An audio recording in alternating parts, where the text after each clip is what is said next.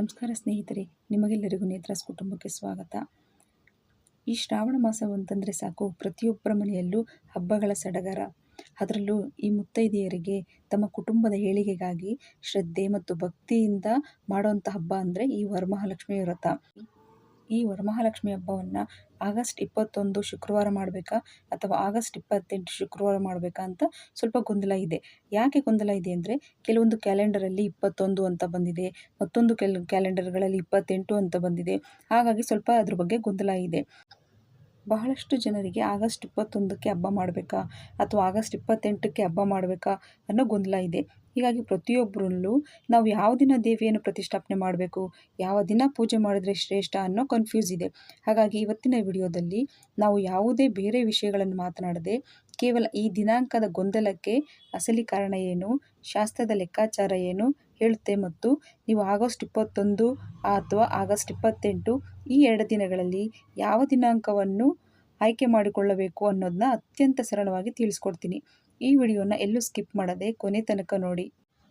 ಸ್ನೇಹಿತರೆ, ನೀವು ಯಾವುದೇ ಗೊಂದಲ ಇಟ್ಕೊಳ್ಳದೆ ಆಗಸ್ಟ್ 21 ಶುಕ್ರವಾರ ನಾವು ವರಮಹಾಲಕ್ಷ್ಮಿ ಹಬ್ಬವನ್ನು ಅತ್ಯಂತ ಶ್ರದ್ಧೆಯಿಂದ ಆಚರಣೆ ಮಾಡಬಹುದು. ಯಾಕೆಂದರೆ ನಮ್ಮ ಈ ದಕ್ಷಿಣ ಭಾರತದಲ್ಲಿ ಅಂದರೆ ಕರ್ನಾಟಕ, ಆಂಧ್ರ, ತಮಿಳುನಾಡು ಈ ಕಡೆ ನೂರಾರು ವರ್ಷಗಳಿಂದ ಈ ಒಂದು ಪದ್ಧತಿ ನಡ್ಕೊಂಡು ಬಂದಿದೆ. ಅದೇನೆಂದರೆ, ಶ್ರಾವಣ ಮಾಸದ ಶುಕ್ಲ ಪಕ್ಷ ಆರಂಭವಾದ ನಂತರ ಬರುವ 2ನೇ ಶುಕ್ರವಾರ ಅಂದರೆ ದ್ವಿತೀಯ ಶ್ರಾವಣ ಶುಕ್ರವಾರದಂದು ನಾವು ಈ ವರಮಹಾಲಕ್ಷ್ಮಿ ವ್ರತವನ್ನು ಮಾಡಬಹುದು. ಇದು ನಮ್ಮ ಸಂಪ್ರದಾಯ ವಾಡಿಕೆಯಾಗಿದೆ. ಈ ವರ್ಷ ಶ್ರಾವಣ ಮಾಸದ ಶುಕ್ಲ ಪಕ್ಷದ ಮೊದಲ ಶುಕ್ರವಾರ ಬಂದಿರೋದು ಆಗಸ್ಟ್ 14ಕ್ಕೆ ಬಂದಿದೆ. ನಂತರ 2ನೇ ಶುಕ್ರವಾರ ಬಂದಿರುವಂಥದ್ದು ಆಗಸ್ಟ್ 21ಕ್ಕೆ ಬಂದಿದೆ. ಹಾಗಾಗಿ ನಾವು ಈ ಆಗಸ್ಟ್ 21ರಂದು ನಾವು ಈ ಹಬ್ಬವನ್ನು ಆಚರಣೆ ಮಾಡಬಹುದು. ಇನ್ನು ಈ ಆಗಸ್ಟ್ 28ರಂದು ನಾವು ಹಬ್ಬವನ್ನು ಮಾಡಬಹುದಾ ಮಾಡಬಾರ್ದಾ ಅನ್ನೋದ್ರ ಬಗ್ಗೆ ತಿಳ್ಕೊಳ್ಳೋಣ ಬನ್ನಿ. ಭಾರತದ ಕೆಲವು ಪಂಚಾಂಗಗಳ ಪ್ರಕಾರ ಶ್ರಾವಣದ ಹುಣ್ಣಿಮೆಗೆ ತೀರ ಹತ್ತಿರವಿರುವ ಶುಕ್ರವಾರವನ್ನು ನಾವು ಲೆಕ್ಕ ಹಾಕ್ಕೊತೀವಿ. ಈ ವರ್ಷ ಆಗಸ್ಟ್ 29ಕ್ಕೆ ಹುಣ್ಣಿಮೆ ಇರೋದ್ರಿಂದ ಅದರ ಹಿಂದಿನ ದಿನ ಅಂದರೆ ಆಗಸ್ಟ್ 28ನ್ನು ಕೆಲವು ಪಂಚಾಂಗಗಳಲ್ಲಿ ಈ ದಿನ ಹಬ್ಬ ಮಾಡಬಹುದು ಅಂತ ಬಂದಿದೆ. ಆದರೆ ನಮ್ಮಲ್ಲಿ ಈ ಹುಣ್ಣಿಮೆಯ ವಾರದಲ್ಲಿ ಹಬ್ಬ ಮಾಡೋದಕ್ಕಿಂತ ಒಂದು ವಾರ ಮುಂಚಿತವಾಗಿ ಅಂದರೆ ಶುಕ್ಲ ಪಕ್ಷದ ಶುಕ್ರವಾರ ಈ ಹಬ್ಬವನ್ನು ಮಾಡೋದು ಅತ್ಯಂತ ಶುಭ ಮತ್ತು ಶ್ರೇಷ್ಠ ಅಂತ ಹೇಳಲಾಗಿದೆ. ಅಂದರೆ ಆಗಸ್ಟ್ 21ನೇ ತಾರೀಕು ನೀವು ಈ ಹಬ್ಬವನ್ನು ಆಚರಣೆ ಮಾಡಬಹುದು. ಇದರಲ್ಲಿ ಯಾವುದೇ ತಪ್ಪಾಗಲಿ ದೋಷವಾಗಲಿ ಇಲ್ಲ. ನೋಡಿದ್ರಲ್ಲ ಸ್ನೇಹಿತರೆ, ಈ ವರ್ಷದ ವರಮಹಾಲಕ್ಷ್ಮಿ ಹಬ್ಬದ ಬಗ್ಗೆ ಇರುವಂಥ ಗೊಂದಲನ ನೀವು ಈಗ ತಿಳ್ಕೊಂಡಿದ್ದೀರಾ.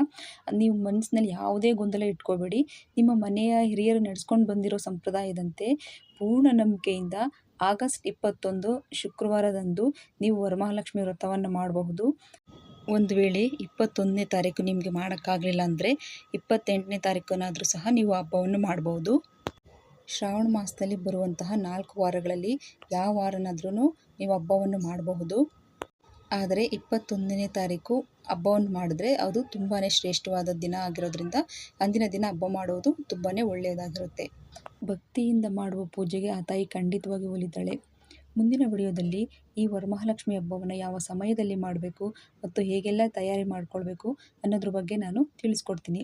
ನಿಮಗೆ ಈ ಮಾಹಿತಿ ಉಪಯುಕ್ತವಾಗಿದ್ದರೆ ದಯವಿಟ್ಟು ಈ ವಿಡಿಯೋನ ಲೈಕ್ ಮಾಡಿ ಮತ್ತು ಶೇರ್ ಮಾಡಿ, ಹಾಗೆ ಸಬ್ಸ್ಕ್ರೈಬ್ ಮಾಡೋದನ್ನು ಮರಿಬೇಡಿ. ಮುಂದಿನ ವಿಡಿಯೋದಲ್ಲಿ ಮತ್ತೊಂದು ಉಪಯುಕ್ತ ಮಾಹಿತಿಯೊಂದಿಗೆ ಸಿಗೋಣ. ಅಲ್ಲಿಯವರೆಗೂ ಧನ್ಯವಾದಗಳು.